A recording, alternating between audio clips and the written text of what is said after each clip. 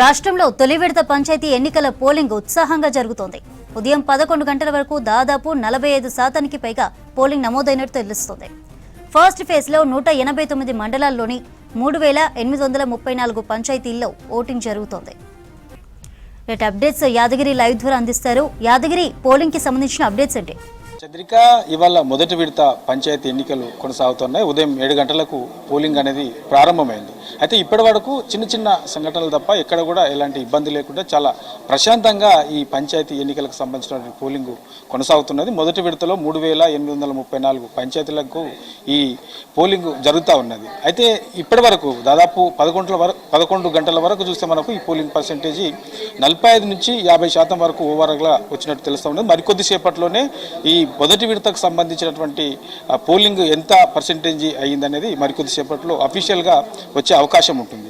అయితే ఇక ఈ పోలింగ్కి సంబంధించి ఎక్కడ ఎట్లాంటి పోలింగ్ సెంటర్లో ఎట్లా జరుగుతూ ఉన్నది, అక్కడ ఏమైనా ఇబ్బందులు ఉన్నాయా, సో అక్కడ ఉన్నటువంటి సిబ్బంది ఏం చేస్తున్నారు, ఇట్లా ఓవరాల్గా అబ్జర్వ్ చేసేందుకు ప్రత్యేకంగా రాష్ట్ర ఎన్నికల సంఘం కార్యాలయంలో ఒక కంట్రోల్ రూమ్ కూడా ఏర్పాటు చేశారు. ఇక్కడ నుంచి ప్రతిదీ కూడా క్షుణ్ణంగా అబ్జర్వ్ చేస్తూ ఉన్నారు. మరి 2.5 గంటల పాటు ఆల్రెడీ పోలింగ్ అయిపోయింది కాబట్టి ఇప్పటి వరకు ఎట్లా జరుగుతూ ఉన్నది, ఏ పోలింగ్ సెంటర్లో ఎట్లాంటి సిచ్యువేషన్ ఉన్నది అనేది తెలుసుకునేందుకు మనతో పాటు పంచాయతీరాజ్ కమిషనర్ సుజనా మేడం గారు ఉన్నారు. ఆమె అడిగి మరిన్ని విషయాలు తెలుసుకునే ప్రయత్నం చేద్దాం. చెప్పండి మేడం, ఇవాళ ఉదయం ప్రారంభమైనటువంటి ఎలక్షన్కి సంబంధించిన ఈ మొదటి విడతకు సంబంధించి ఎట్లా కొనసాగుతూ ఉన్నది?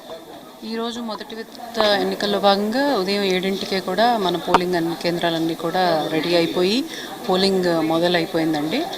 ప్రతి దగ్గర కూడా చలి వల్ల ఒక ఫస్ట్ అరగంట గంట కాస్త మందకొడిగా ఉన్నా కానీ 8 గంటల తర్వాత బాగా పుంజుకొని ఒక 9 రిపోర్ట్ లోపల 20% రావటము. ఇప్పుడు 11లో చాలా జిల్లాలు కూడా 50% దాటిన వాళ్ళు, కొంతమంది 60% దాటిన వాళ్ళు కూడా ఉన్నారు.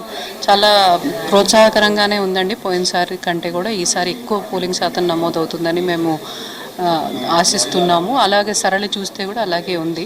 తగిన ఏర్పాట్లు ప్రజలకి అవగాహన ఇవ్వడంతో పాటు ఏర్పాట్లలో కూడా ఎటువంటి లోటుపాట్లు లేకుండా, ఎక్కడైనా క్రౌడింగ్ అవుతుంటే కూడా లైన్ మేనేజ్మెంట్ సరిగ్గా చేస్తున్నా, ఎక్కడన్నా జనాలు రాకపోతే అక్కడ ఎందుకని రావట్లేదు అనే బేరీజ్ చేసుకోవటం, అవన్నీ కూడా రియల్ టైం మానిటరింగ్ కోసం మేము ఇక్కడ కంట్రోల్ రూమ్లో ప్రతి జిల్లాలో కలెక్టర్లు, అబ్జర్వర్లు కూడా చేయటం జరుగుతుందండి. So we are hopeful.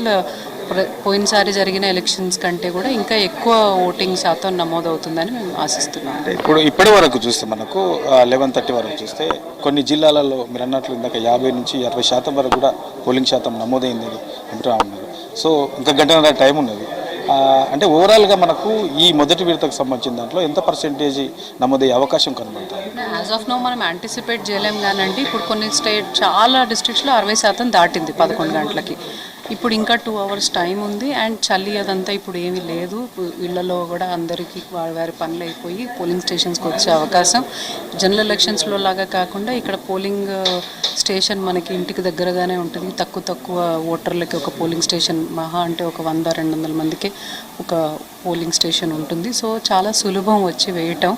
So ఇంకా పెరుగుతుందని అనుకుంటున్నాం. ఇది మంచి టైం కూడా. ఇప్పటి నుంచి 1 గంట వరకు మనకి చాలా క్రూషియల్. చాలా పెద్ద ఎత్తున ఇప్పుడు మీరు చూస్తుంటే కూడా స్క్రీన్స్లో ఎప్పుడు ఫ్లో ఉంటుంది, ఎప్పుడు జనాలు వస్తూనే ఉన్నారు, ఇంకా లైన్లలో కూడా ఉన్నారు. సో ఖచ్చితంగా ఇంప్రూవ్డ్ పోలింగ్ పర్సెంటేజ్ ఉంటుందని అనుకుంటున్నాం. అంటే మనకు 1 o'clock లాస్ట్ ఉంది కాబట్టి మంది ఉంటే అంతమంది టోకన్లు ఇచ్చి లైన్ నుంచి 1 గంట దాటినా, ఒకవేళ టోకన్లు ఇచ్చిన వాళ్ళు లైన్లో కానీ ఉంటే వాళ్ళతో 1 గంట దాటినా ఒకవేళ టోకన్లు ఇచ్చిన వాళ్ళు లైన్లో కానీ ఉంటే వాళ్ళతో ఓటింగ్ వేయిస్తారు. ఎట్లా మేడం, కొన్ని పోలింగ్ స్టేషన్లలో చిన్న సంఘటనలు జరుగుతున్నాయి అంటున్నారు. కొన్ని ఏరియాలో పోస్టల్ బ్యాలెట్ సంబంధించి ఓటేసి కూడా తను చించేసినట్టు సిచ్యువేషన్ కూడా కనబడుతుంది. ఎక్కడెక్కడ ఇట్లాంటి సంఘటనలు ఉన్నాయి, అక్కడ ఎట్లాంటి జాగ్రత్తలు తీసుకుంటారు? By the end of the day మనకు పూర్తి అవగాహన వస్తుంది. కానీ ఇప్పటివరకు లా అండ్ ఆర్డర్ని డిస్టర్బ్ చేసే విధంగా, పోలింగ్ని ఆపేసే విధంగా, ఆర్ ఇంకొక ఎవరిని ఓటు వేసుకోనివ్వని విధంగా అటువంటి అబ్స్ట్రక్షన్ ఇప్పటివరకు ఎక్కడా రిపోర్ట్ అవ్వలేదు. కంప్లైంట్స్ ఎప్పుడు వస్తాయండి, నా ఓటు ఉందని, నా ఓటు లేదని, ఇంత అలాంటివి అక్కడ presiding officer case to case చూసుకుని రిజాల్వ్ చేయాల్సిన తగినంత రూల్స్ కూడా వాళ్ళందరికీ ట్రైనింగ్ ఇవ్వడం జరిగింది. మేజర్ పోలింగ్ డిస్రప్షన్ అయిపోయే ఈవెంట్ ఒకటి కూడా ఇప్పటివరకు జరగలేదు. ఎవరైనా ఓటు అది ఉంది లేదు అనేది అది ఎప్పుడైనా జరుగుతుంది.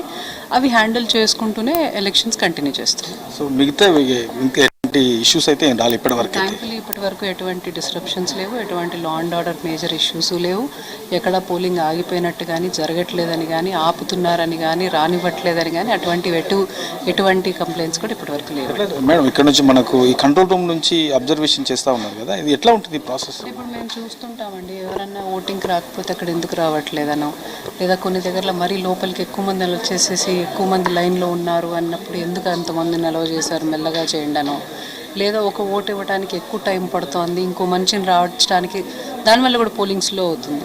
అవి ఎందుకు జరుగుతున్నాయనో, కెమెరా సరిగా పెట్టలేదనో, సో ఇలాంటివన్నీ మేము మానిటర్ చేసి అప్పటికప్పుడు వాళ్ళకి రియల్ టైంలో మేము చెప్తుంటాం.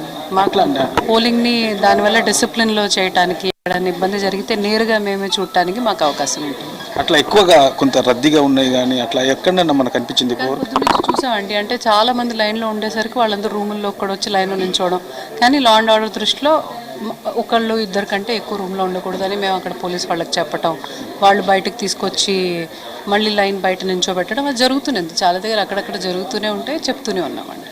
Thank you. సో ఇది మొత్తానికి అయితే ఇక ఇవాళ మొదటి విడతకు సంబంధించినటువంటి ఈ పోలింగ్, పంచాయతీలకు సంబంధించిన పోలింగ్ జరుగుతుందో ఇప్పటి వరకు కూడా ఎక్కడ కూడా ఇబ్బందులు రాలేదు. చిన్న చిన్న సమస్యలు తప్ప ఎక్కడ కూడా ఇబ్బందులు రాకుండా చాలా ప్రశాంతంగా ఈ ఎలక్షన్ అనేది కొనసాగుతుందని చెప్పేసి అధికారులు చెప్తా ఉన్నారు.